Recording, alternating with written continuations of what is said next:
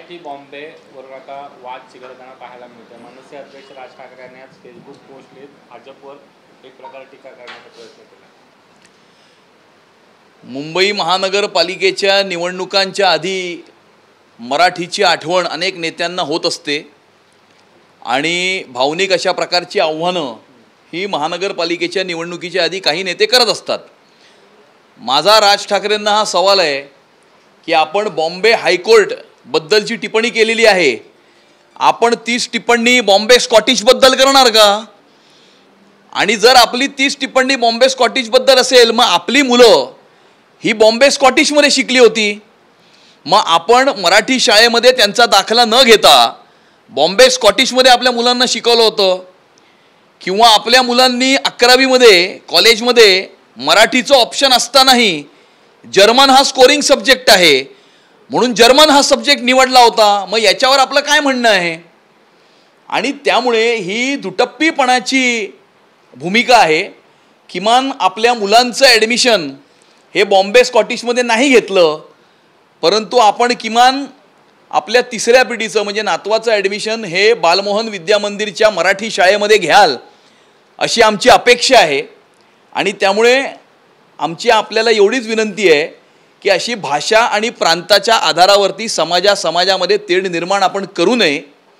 आणि जे वक्तव्य जितेंद्र सिंगजी यांनी केलं होतं, मुंबई भारतीय जनता पार्टी आणि महाराष्ट्राचं सरकार हे मुंबई या नावाशीच सहमत आहे. इनफॅक्ट मुंबई हे नाव करण्यामागे भारतीय जनता पार्टीचे नेते रामभाऊ नाईक यांचं सगळ्यात मोठं योगदान आहे. सर्वात पहिली मागणी मुंबई करण्यामध्ये कोणी केली होती आणि ते करण्यासाठी कारवाई कोणी केली होती तर ते रामभाऊ नाईकांनी केली होती. त्यामुळे मी राज ठाकरेजींना हे सांगू इच्छितो की आपण आम्हाला मुंबईबद्दल शिकू नका, कारण मुंबई नाव हे मुळात भारतीय जनता पार्टीच्या नेत्याच्या पुढाकारानेच झालेलं आहे. आणि त्यामुळे आपण 2007पर्यंत शिवसेनेमध्ये होतात, तर 2007पर्यंत मुंबई महानगरपालिकेच्या माध्यमातून आपण मराठी माणसासाठी काय केलं हे आपण कृपया सांगावं. किंवा किमान आपण आत्तापर्यंत काही केलं नसेल तर किमान येणाऱ्या काळामध्ये तरी मराठी माणसासाठी आपली व्हिजन काय, महाराष्ट्रासाठी आपली व्हिजन काय हे सांगावं. आम्ही अभिमानानं सांगतो की मराठी भाषेला अभिजात भाषेचा दर्जा हा पंतप्रधान नरेंद्र मोदीजींच्या सरकारने प्राप्त करून दिला.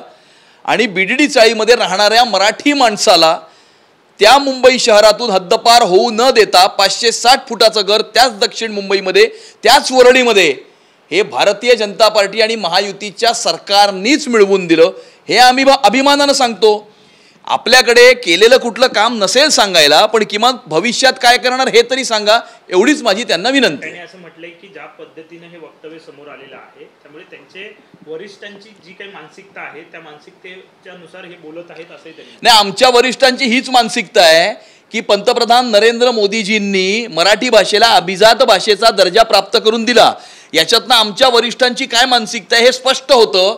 परंतु आपली मानसिकता फक्त समाजामध्ये तेढ निर्माण करणं, भाषावाद प्रांतवाद करणं इथपर्यंत सीमित आहे. अशा प्रकारचं चित्र हे महाराष्ट्राच्या समोर निर्माण होत आहे. दुबार मतदानाचा मुद्दा जो आहे तो पुन्हा एकदा समोर आलेला आहे. उद्धव ठाकरे यांच्या पक्षाकडून आता एक नवीन माहिती जाहीर करण्यात आली की 11 लाख दुबार मतदार जे आहेत ते मुंबईमध्ये आहेत. स्वतः किशोरी पेडणेकर यांचं म्हणणं आहे की माझं सुद्धा डबल नाव आहे. बघा, दुबार मतदार हे काही आजच आहेत मतदार यादीमध्ये असं नाही आहे. आणि त्याच्यामुळेच SIR येणाऱ्या काळामध्ये हा इलेक्शन कमिशनच्या मार्फत राबवला जातोय. आणि इलेक्शन कमिशननी मला असं वाटतं की मी वाचलं आहे की कुठेतरी स्टेटमेंट केली आहे की दुबार नावांच्या बद्दल ते हे इन्श्युअर करतील की त्या ज्या व्यक्तीचं दुबार नाव आहे तो एकदाच मतदान करेल. त्यामुळे आपली ज्या काही चुका आहेत, बघा चुका सगळेच करतात, चुका ज्या असतात सिस्टीममध्ये त्या सुधारवायच्या असतात आणि मग ते सुधारवण्याचं स्टेटमेंट हे इलेक्शन कमिशननी केलेलं आहे. त्यामुळे हा विषय इथे संपला आहे असं मला वाटतं. 26/11ला जवळपास 17 वर्ष पूर्ण झालेली आहेत. मात्र त्यावेळेच्या आघाडी सरकारच्या निर्णयाचा आता फरक हाती लागलेली आहे. जे शहीद होते किंवा ज्यांनी यामध्ये कामगिरी बजावली होती त्यांच्यासाठी 6.5 लाखाचं बक्षीस देण्यात आलं होतं असं शासन निर्णय होता. मात्र काही लोकांना 5-5 हजारच दिले गेले. त्यावेळी कुठे त्यावेळी नाही, महाविकास आघाडी आत्ताची आणि त्यावेळेचं जी काही काँग्रेस राष्ट्रवादीची आघाडी होती त्या सरकारने कशा प्रकारे काम केलं हे 1999 ते 2014 मध्ये या महाराष्ट्राच्या जनतेने बघितलं. 2008चा हमला झाल्याच्या नंतर त्यावेळेचे गृहमंत्री यांनी स्टेटमेंट केली होती की संपूर्ण मुंबई शहरामध्ये आम्ही CCTV कॅमेराचं जाळं हे लावू, जेणेकरून मुंबई शहराला आपण सुरक्षित करू. 2008 ते 2014 या 6 वर्षामध्ये एकही CCTV कॅमेरा त्यांना लावता आला नाही. 2014मध्ये आदरणीय देवेंद्रजी मुख्यमंत्री झाल्याच्या नंतर त्यांनी टेंडर काढलं आणि 2016मध्ये पहिल्या टप्प्यामध्ये 7,500 पेक्षा जास्त CCTV कॅमेराज हे मुंबई शहरामध्ये लावण्याचं काम हे देवेंद्रजींच्या माध्यमातून झालं. त्याच्यानंतर ते कॅमेराज वाढवण्यात आले. आज 10,000 ते 12,000 CCTV कॅमेराजनी मुंबई शहर सुरक्षित आहे आणि याच्यामुळेच मुंबई शहर हे जगातलं one of the most safest city झालेलं आहे. हे देवेंद्रजींमुळे झालेलं आहे, कारण त्यांनी मुंबई शहरामध्ये 12,000 पेक्षा जास्त CCTV कॅमेराज लावले. त्यामुळे ज्या लोकांनी स्टेटमेंट करून सुद्धा काही केलं नाही त्यांच्याकडनं अजून दुसरं काही अपेक्षा नाही. सर, पालिकेच्या अजब निर्णयामुळे आता फॅमिली डॉक्टर त्रस्त झालेत, आंदोलनाचा इशारा दिला आहे. त्यांचं असं म्हणणं आहे पालिकेचं की मृत्यू नोंदणीसाठी आता डॉक्टरला थेट पालिकेत जावं लागणार. एखाद्याला दाखला द्यायचा असेल मृत्यूचा तर डॉक्टरला नाही. या गोष्टीवरती मी माहिती घेऊन बोलेन, कमिशनर साहेबांशी मी बोलेन, या विषयामध्ये पूर्ण माहिती घेईन आणि मग याच्यावरती मी माझं जे काही त्याच्यामध्ये आहे माझं म्हणणं ते मांडेन.